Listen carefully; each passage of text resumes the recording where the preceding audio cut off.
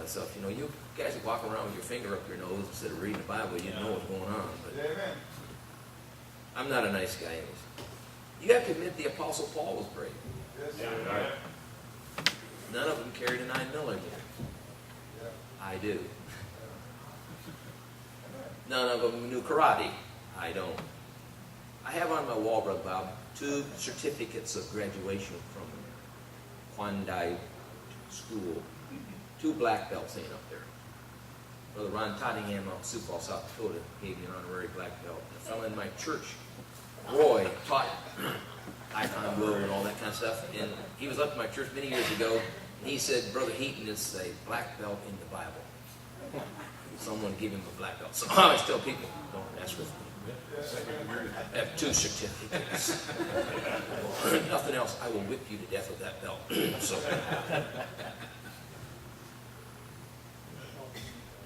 I think one of my favorite lists in the Bible, I'll be honest with you, is 2 Samuel 23. This is the list of David's mighty men. Yeah. I love Dodo. Yeah. I love that list because I love to read the bravery of those men. Yeah. That is, I love it, man. You know, I love it. You have much use for, you know, kissy ride into the sunset stuff. No, just give me blood and guts. That's why men like UFC. Right. I like to see 2 guys get in a ring and beat each other to a pulp until they're bleeding from every place they can bleed from, until the guy pulls them off or they kill them. And women go, I don't understand what you like about that. But so we don't understand what you like about the kitchen. So just fix the food and let us eat. What makes a man a brave man? What makes a man, and you understand, I'm talking, not cutting you ladies out here when it comes to the Christian soldier. But what makes him brave? Is that person a brave soldier? Let's look at verse 33 here in chapter 17. And Saul said to David, thou art not able to go against the Philistine to fight with him, for thou art but a youth, and he is a man of war from his youth. Look at verse 42. And when, verse 42, chapter 17. And when the Philistine looked about and saw David, he disdained him, for he was but a youth, and ruddy, and of a fair countenance. So, he's not a Sylvester Stallone. He's a good-looking boy, fair countenance. He's not rough, mean, he doesn't wear a kerchief around his neck, doesn't wear a bandana over his hair. He's just a youth. 17, 18, 19-year-old youth. He's just a boy that took care of sheep. But he's a boy who could kill a lion. Yes. A boy who could kill a bear. A boy who could write a song. Amen. Yeah. He was a youth. Sometimes preachers work kind of hard on our young people. Yes. Yeah. I had a fellow come to my house the other day and he said, Preacher, I got to talk to you, and the situation was going on in his family. And when we got all done, I said, you know the big mistake we make, dads? Our nose gets too long. And when our children leave home, we still think we have to tell them what to do. Yeah. And I said, can I ask you a question? He said, sure. I said, when he was 18, and I saw the look from on his face. I said, did you listen to what anybody told you? In fact, he didn't. His wife left him. This was years ago. Sometimes we grown-ups, we think that because somebody's 17, they can't do anything. When they're 18, they can't do anything because they're just a youth, you know. They don't know much. See, it didn't, if you would have been standing on that hillside and you would have turned around and looked, you would have seen probably an army like the sand of the sea, or a multitude. There was a multitude of men behind this little boy out here in this field. Yeah. See, it's not how big you are, it's how big your God is. Amen. Yeah.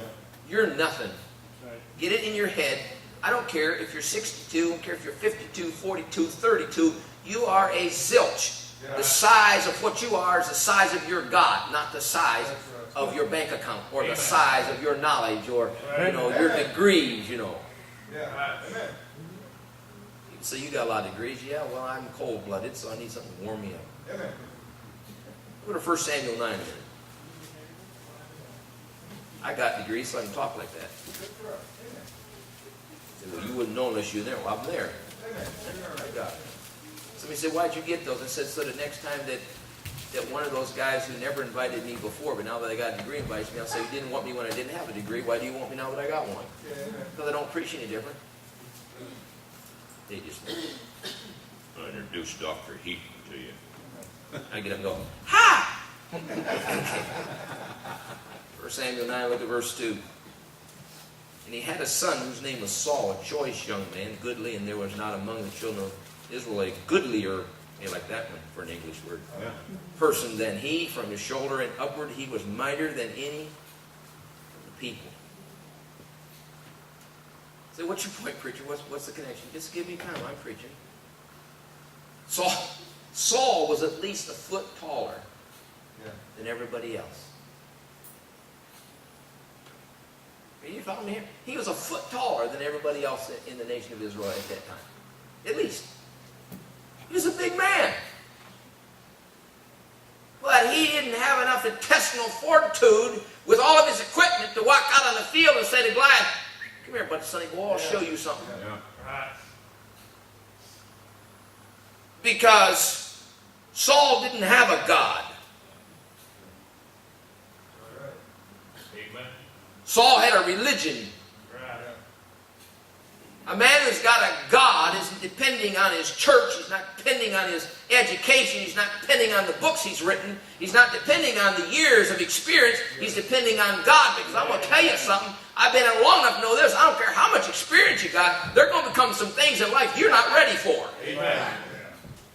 Spend 33 years at it, and then all of a sudden something happens. You go, oh man, I didn't see that coming.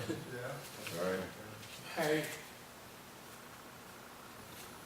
R.G. Letourneau wasn't a tall man, they tell me. But he reached a height few men do. He gave 90% and kept 10. No, I wouldn't ask you to do that. Don't ask me to do that. See, you're still mixed up about giving. See, R.G. Letourneau knew that giving was between him and God. It really isn't a percent factor here. Say, you give 10%?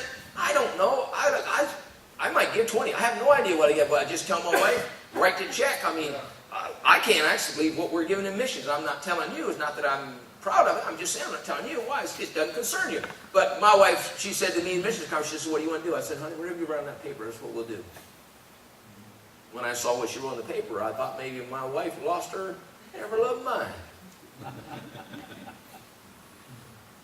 You say, why would you let your wife do it? You know what, some of you men, did you read that in Genesis or not? The Lord made a man. And because he doesn't know how to wash dishes, because he doesn't know how to pick up his own clothes, and because his room is a mess like yours, the Bible says God gave him a helpmeet. Amen. He didn't work it the other way around. So my wife's my helpmeet. Amen. She's my courage. She's my beauty. That's why I look so good. See, and I say that, see, if you say anything bad, then I'm going to get mad at you because you're talking about my wife now. Did you read that? She is your beauty. Did you read that? Beauty of the man is his wife, see? So, I trust my wife. My wife's probably 31 woman. I trust her. Amen. I trust her with my paycheck. Yeah. I trust her with my kids. I trust her. Amen. I trust her. I never question her. I never ask her. I trust her. That's what you're supposed to do. Trust your wife. Yeah. She's supposed to trust you. If you don't, you got problems. Right. Yeah. George Mueller wasn't a rich man. But in 40 years, Brother Bob, in 40 years, he built 5 orphanages, raised and fed and educated over 20